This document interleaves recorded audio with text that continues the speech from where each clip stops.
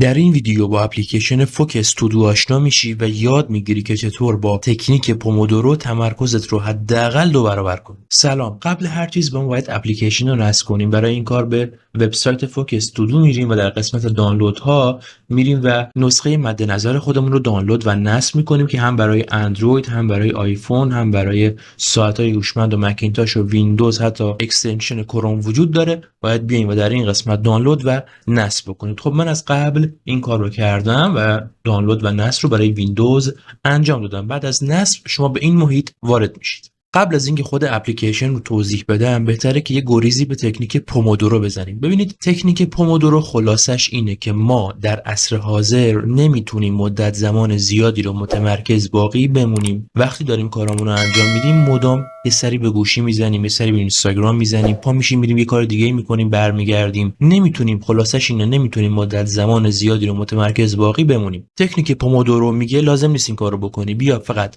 25 دقیقه متمرکز باقی بمون روی انجام کارت، بعدش 5 دقیقه استراحت کن، دوباره 25 دقیقه کار، 5 دقیقه استراحت و این روند رو تا 4 بار تکرار کن. یعنی 4 تا 25 دقیقه کار و 5 دقیقه استراحت و بعد از اون بین 20 تا 30 دقیقه یه استراحت طولانی‌تری رو داشته باش.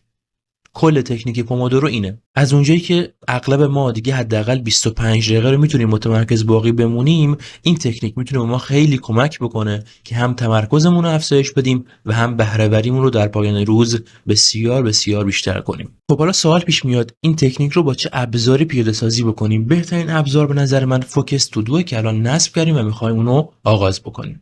این رو هم بهتون بگم که در پایان ویدیو یه نکته حرفه‌ای و متمایز از اپلیکیشن فوکس تودو رو بهتون میگم که میتونه سطح بهره‌وریتون رو به یک لول دیگه‌ای ببره. پس تا انتهای ویدیو با بنده همراه باشید که اون نکته رو هم یاد بگیرید. خب بریم سراغ تنظیمات اپلیکیشن فوکس تودو. به عنوان اولین کار به نظرم باید این مسئله انجام بشه. برای این کار روی گزینه مربوط به تنظیمات کلیک می‌کنیم و وارد این محیط میشیم. وقتی که وارد این محیط شدیم میایم و در قسمت پومودورو تایمر کلیک می‌کنیم. خب چند تا سوال ازمون میپرسه، میگه طول پومودوروت میخواد چند دقیقه باشه. خب من 60 دقیقه تعریف کرده بودم برای خودم، اما توصیه میشه که شما از 25 دقیقه استفاده بکنید و سعی بکنید که تنها 25 دقیقه کار بکنید. بعد میگه اون مدت زمان استراحت کوتاهی که میخوای داشته باشی بعد از پومودوروی اولت چند دقیقه باشه که توصیه میشه اون رو روی 5 دقیقه بگذارید. بعد سوال میپرسه که استراحت طولانی مدتت میخواد چند دقیقه باشه که باز همون 30 دقیقه به نظرم مناسبه. بعد میگه چند بار میخوای این رو تکرار بکنی، 25 دقیقه کار و 5 دقیقه استراحت رو چند بار میخوای تکرار بکنی.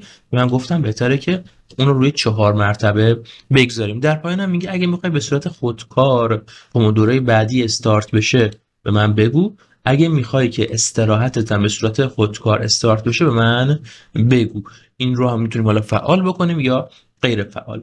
قسمت‌های دیگه‌ای هم داره، مثل صدایی که برای آلارم داره، برای استراحت داره، برای زمان فوکس داره و حتی از وایت نویز ها میتونیم استفاده بکنیم برای اینکه تمرکزمون رو انجام بدیم. به عنوان مثال میتونیم از صدای کتابخونه یا لایبرری در پس زمینه انجام کارمون استفاده بکنیم که تمرکزمون افزایش پیدا میکنه، یا از صدای به عنوان مثال اقیانوس میتونیم استفاده بکنیم، یا از صدای بارون میتونیم استفاده بکنیم. هر صدایی که دوست داریم. البته خب برای بعضیا تمرکز رو افزایش میده ولی برای بعضیا میتونه اونقدر هم مفید نباشه. به هر حال شما میتونید از این قسمت هم به تنظیمات مربوط به صدای آلارم ها دسترسی داشته باشید. در قسمت اکانت هم میتونید که حتما اینو توصیه میکنم که ثبت نام بکنید و سعی کنید که سینک کنید با موبایلتون و با سایر دیوایس هاتون و به این صورت خیلی دسترسی بهتری رو داشته باشید. و در نهایت نسخه پرمیوم هست رو سایر موارد. خب حالا که تنظیمات اولیه رو انجام دادیم برمیگردیم به محیط نرم افزار ببینیم که به چه صورت هست. خب میریم سمت چپ، اینجا میگه یا ثبت نام کن یا وارد شو که حالا فعلا کاری باهاش نداریم.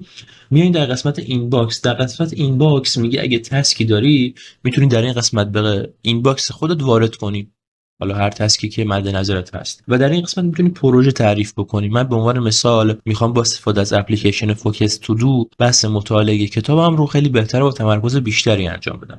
یه پروژه ایجاد میکنم، میگم مطالعه کتاب در روتین صبحگاهی، یک رنگ رو هم بهش اختصاص میدم و این رو اد میکنم. خب حالا میام و در پروژه مطالعه کتاب در روتین صبحگاهی میام و یک تسکی رو در این پروژه در این قسمت برای خودم ایجاد میکنم. به عنوان مثال مطالعه کتاب 5 راز انسان‌های فوق موفق رو در این پروژه اد می‌کنم. حالا اگر که بیام روی این تسک کلیک بکنم یک سری دیتیل یا جزئیات برای من میاره. سوال اولی که این پرسه میگه میخوای چند تا پومودورو رو به این تسک اختصاص بدی. اگر کلیک بکنیم من میگم میخوام اینو در 4 تا پومودورو بیام و انجام بدم. سوال دوم تاریخ سررسید این تسک به نظرت میتونه کی باشه؟ بازی تاریخ مشخص میکنیم. پروژه رو هم مشخص کردیم. اگر ریمایندر میخوایم میتونیم ریمایندر برای خودمون ست بکنیم. اگرم که این تسک به صورت تکرارگونه هست، یعنی من هر روز صبح باید این کار رو انجام بدم، میتونم بذارم که آقا من برم هر روز این کار تکرار بشه، یا هر هفته تکرار بشه، یا هر ماه، یا هر سال، که هر روز من میگم برام اجرا بشه. خب به این صورت اومدم و این تسک رو برای خودم پیاده سازی کردم. من میتونم حتی برای این کار یا وظیفه یا تسک ساب تسک هم ایجاد بکنم، یعنی یه سری کارهای زیر مجموعه مربوط به اون کار، یک سری قدم هایی که مربوط به زیر مجموعه اون تسک اصلی میشه، و یا حتی بیام و یک سری یادداشت‌ها و توضیحات رو هم برای این تسک در این قسمت برای خودم بنویسم. خب برگردیم به محیط اصلی. در این قسمت می‌بینید که من چون 4 تا پومودورو براش تعریف کردم، در اینجا هم 4 تا پومودورو نمایش داده میشه. همچنین اینجا میگه که ددلاینش مربوط به فردا میشه، تکرار پذیر هست و نوتیف هم قراره که برای من ارسال بشه. حالا ببینیم ادیت بکنیم. این رو میذاریم که دیو دیتش رو همین امروز باشه و همین امروز باید این تسک انجام بشه. برای این کار کافیه که بیایم روی این دکمه کلیک بکنیم و ببینیم که به این پنجره وارد میشیم. 25 دقیقه ما شروع میشه و ما باید 25 دقیقه کتاب 5 راز انسان‌های فوق موفق رو مطالعه بکنیم. زمانی که این 25 دقیقه به پایان میرسه، 5 دقیقه من استراحت میده و یکی از اینها تیک میخوره و به سراغ دوره بعدی پومودورو میره و در نهایت بعد از 4 تا پومودوروی 25 دقیقه‌ای به من 30 دقیقه استراحت میده. حالا من میتونم کار رو پاوز بکنم، استاپ بکنم و یا دوباره ادامه بدم و در نهایت فعلا میخوام از این تسک و اجراش خارج بشم و برگردم به محیط نرم افزار. خب یادمون نره که اگر خواستیم که حالا دوباره برگردیم به اون قسمت تایمر، میتونیم روی این قسمت دبل کلیک کنیم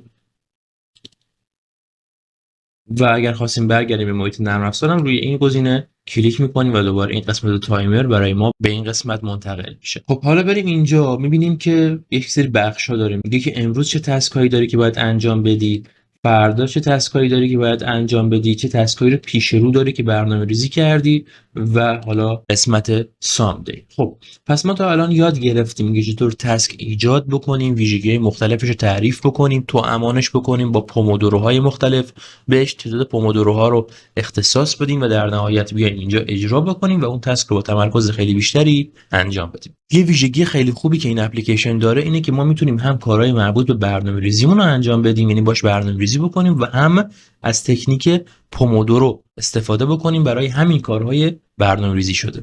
حالا بریم سراغ نکته‌ای که بهتون قول داده بودم در پایان ویدیو سراغش خواهیم رفت. ببینید دوستان عزیز، ما اگر بیایم و در این قسمت کلیک بکنیم، میتونیم یک ریپورت یا گزارش از آنچه که در یک روز اخیر انجام دادیم، در هفته اخیر انجام دادیم یا در ماه اخیر انجام دادیم رو بیایم و مشاهده بکنیم. ببینید به ما میگه که مدت زمانی که کلاً شما متمرکز باقی موندی چقدره، مدت زمانی که این هفته متمرکز باقی موندی چقدره، یا پومودوروهایی که این هفته تکمیل کردی چقدره، مدت زمانی که امروز متمرکز بودی چقدره، تسک هایی که کامل شدن چند تا بوده، تعداد کلشون، تعداد کل تسکایی که این هفته انجام شده و تعداد کل تسکایی که امروز انجام شده.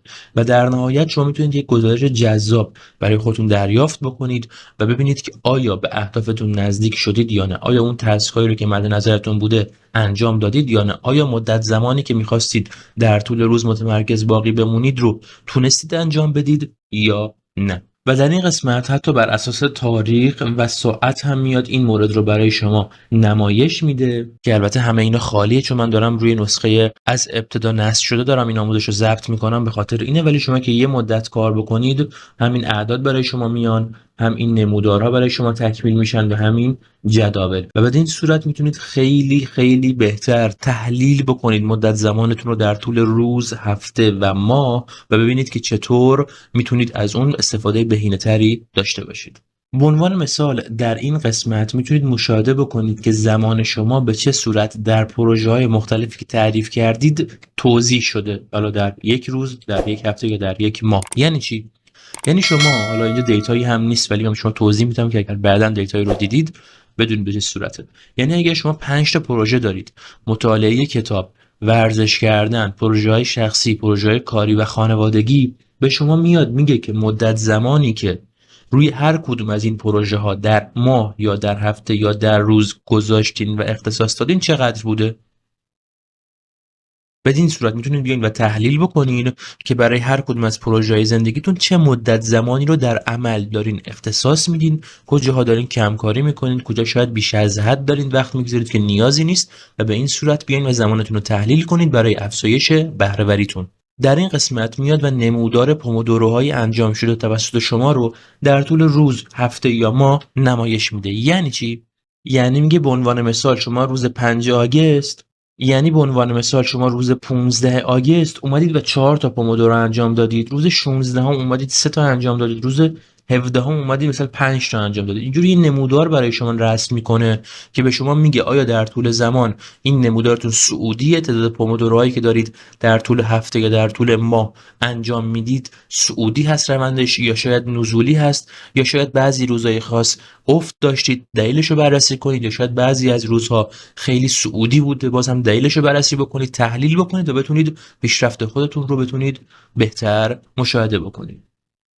همین نمودار برای تسک های انجام شده هم قابل مشاهده است. در هر روز از هفته چه مقدار تسک شما انجام دادید مقایسه بکنید با سایر روزهای هفته و در نهایت یک نمودار رو مشاهده بکنید که به چه صورت داره انجام میشه، نمودار صعودی است یا نزولی، در کدوم روزها تسک های زیادی انجام دادید، یه مدت شاید یه برهه‌ای کلا نزول دادید و کلی تحلیل میتونید انجام بدید از تسک هایی که انجام دادید، پومودوروهایی که انجام میدید، پروژه هایی که براشون زمان اختصاص میدید و در نهایت یک ریویو کلی از کارها و پومودوروهای خودتون. ممنون که تا این قسمت از ویدیو با بنده همراه بودید. اگر در یوتیوب دارید این ویدیو رو مشاهده میکنید، در انتهای ویدیو یک ویدیو به شما ساجست میشه تحت عنوان مدیریت زمان در 60 دقیقه. برید و حتما اون ویدیو رو مشاهده بکنید و بعد بیاید با فوکس تو دو برنامه‌ریزی و مدیریت زمان بهتری رو انجام بدید. با آرزوی بهترین برای شما و خدا نگهدار.